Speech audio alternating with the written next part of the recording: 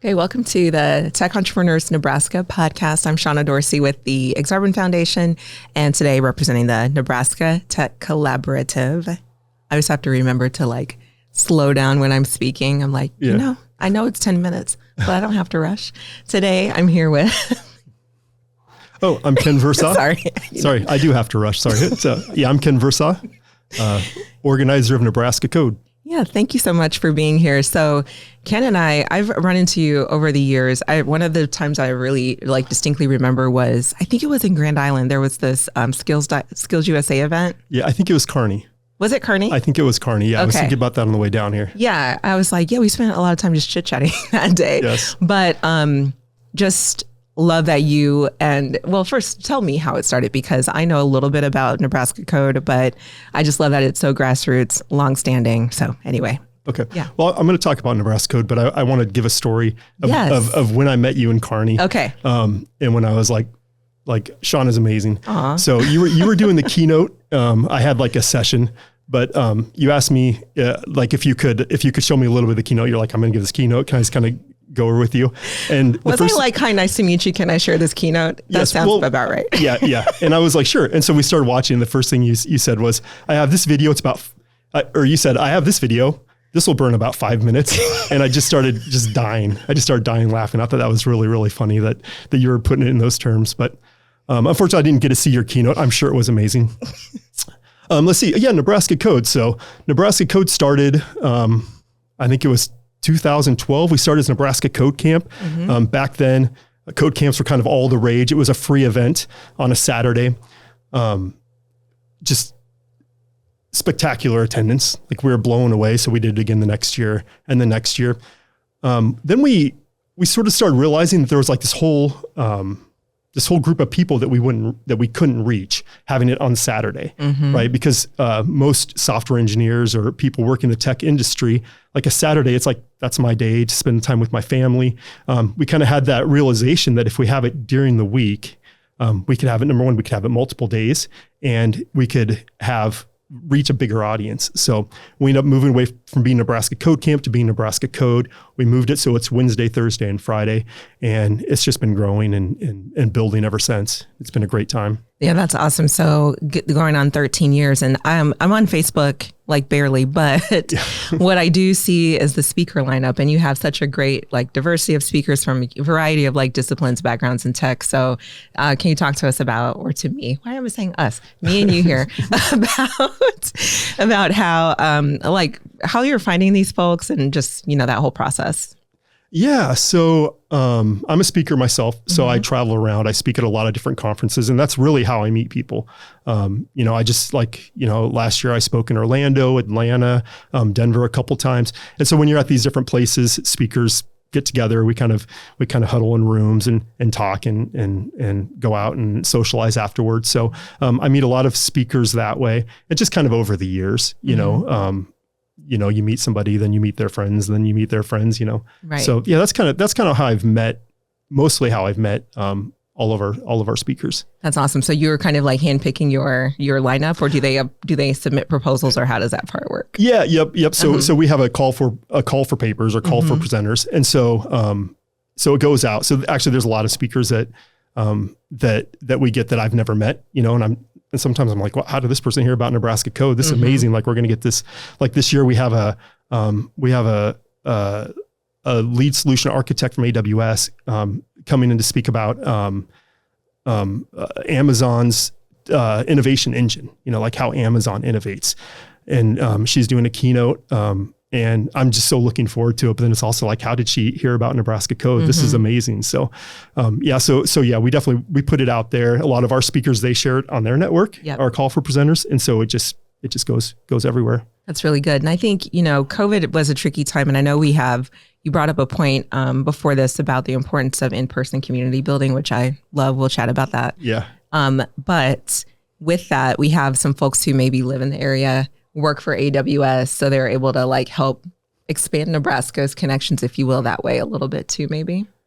I don't know. Maybe so. Yeah, I think so. Yeah. But okay, so on that point, let's talk about why it's important to do in-person community building. So did you guys offer Nebraska.Code during COVID? Did you try a virtual version of it? No, so we never did a virtual version, and I have no desire to. I personally, like, I've been to some virtual conferences, and it's okay. There's a place for it. There are some benefits. You can get some speakers that you can't get to travel here, but if they can stay home and talk on Zoom, they'll do that. So there are some benefits. You can reach a wider audience because, obviously anybody can come in from anywhere around the world. So, but for me, it's like, do I want to sit in my chair and watch a conference on my screen that I'm on all the time already? Right. I don't want to do that. So for me, it was never really a question of doing it virtually.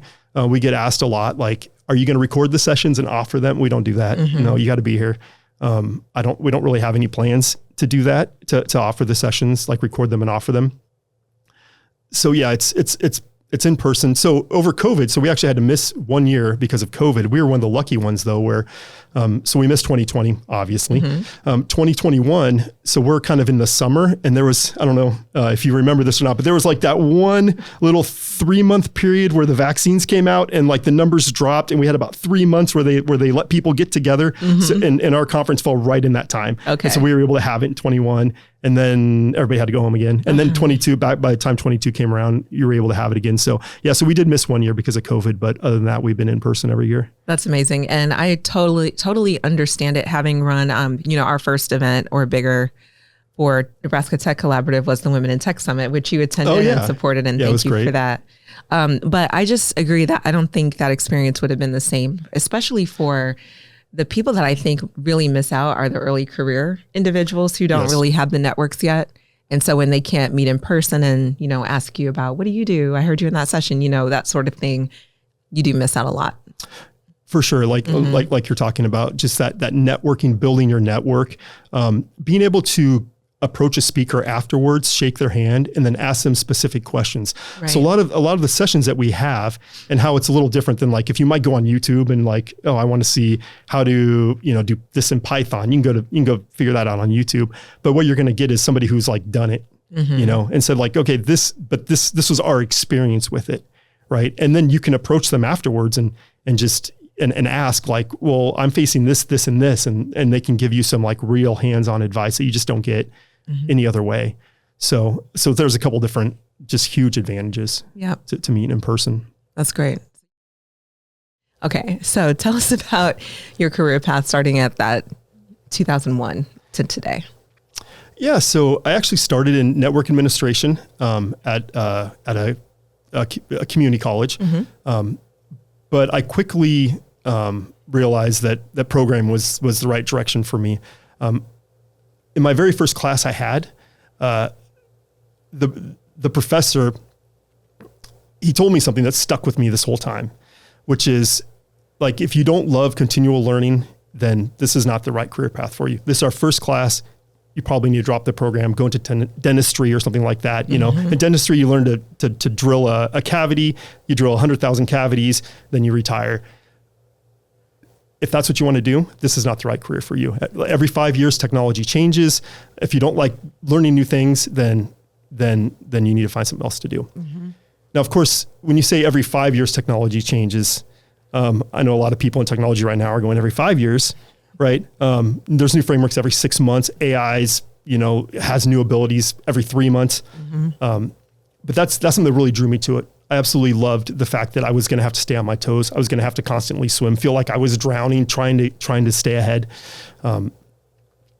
So I started out as a software engineer in 2001, sort of, went from being a junior to a mid-level to a senior to a tech lead, to an architect. And now I'm a software engineering manager to at Nelnet. And I manage four different engineering teams. Okay.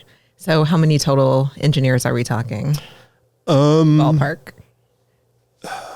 About 17. Okay, that's amazing.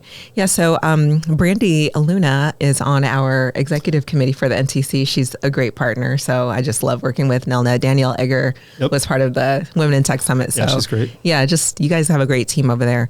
And then Chuck Norris, of course, best name ever. Yeah. So tough name, actually. It's like...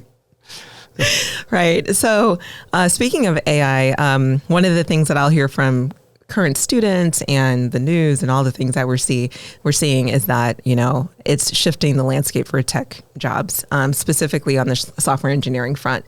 So what are your thoughts about that, and why should students stay hopeful, even though I think they should, but why do you think so?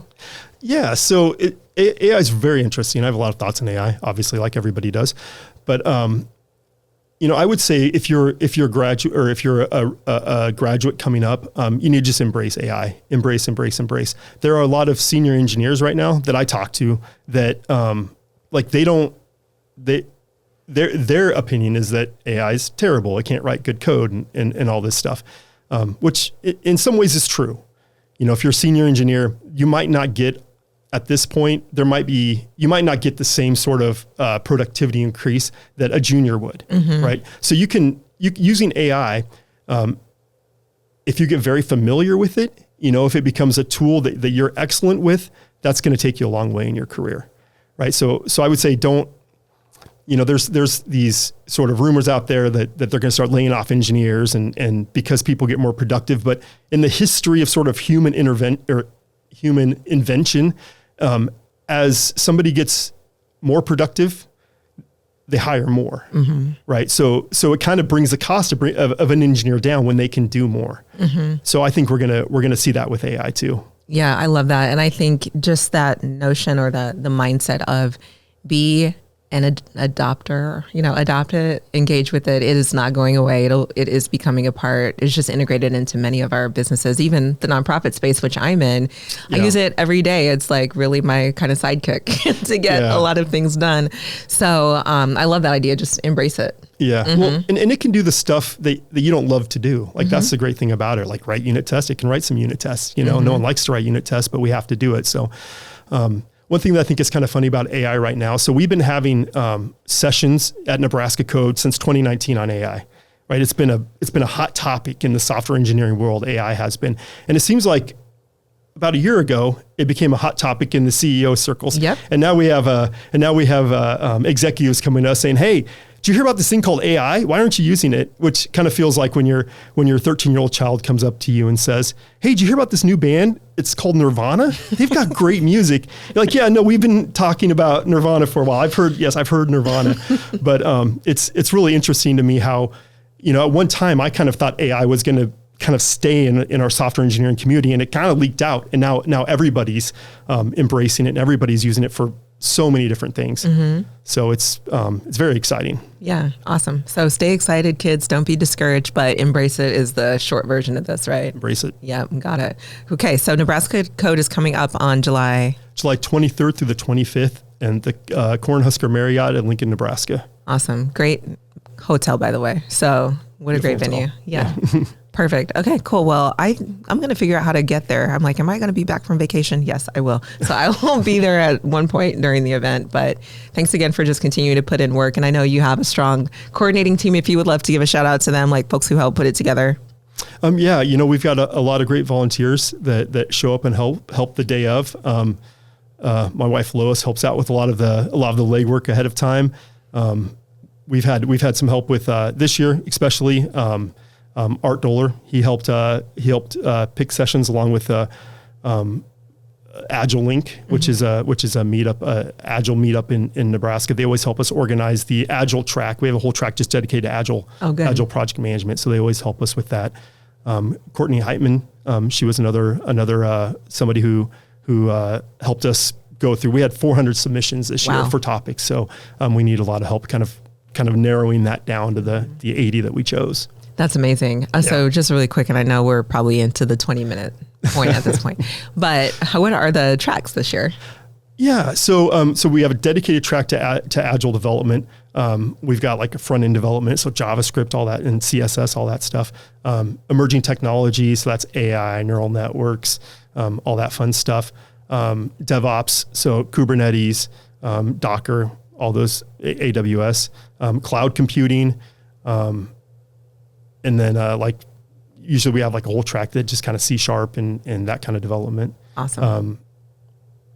And then career progression is one that we added this year. So we just have a ton of talks on just, advancing your career and soft skills, human skills, all that communication, those kind of sessions. That's really exciting. Really cool. Okay. So final question is, how can people support what you're up to outside of registering, which of course we want all the people to come, sponsors, anything like that? Yeah. So we, obviously we're always looking for sponsorship. Like that's huge. Like we've got companies that every single year, they show up. Sometimes, I guess I don't want to pick any specific person, but because then that leaves everybody else out. But even if they've got nothing to gain from it, sometimes they're like, we're going to get a booth. We're not hiring, but we want to be there and we want to show you that we support the community. And I just think that's great. And so it's just kind of a matter of getting the word out. What I think people don't understand is kind of how lucky we are to have an event like this in the community. So like you go to Des Moines, you go to Manhattan, Kansas, you can go to all these kind of similarly sized cities around. They don't have an event like this. They have to drive up to Nebraska.Code to go to it. So like we're really lucky to be able to pull in the people we pull in and to have just the support of the community like we have. So definitely reach out, get involved. We look for volunteers, like I said, sponsors, exhibitors, and of course attendees. Yeah. We love those. We love attendees too. Absolutely. Yeah. Good deal. Okay. Well, thanks again for being here. We can't wait to share it and hopefully help you get more of what you're looking for. And again, thanks for the insights on AI and the future of that. I know that people are very curious, especially my students that we connect with. So that's very much appreciated. All right. Yeah. Thank you. Thank you.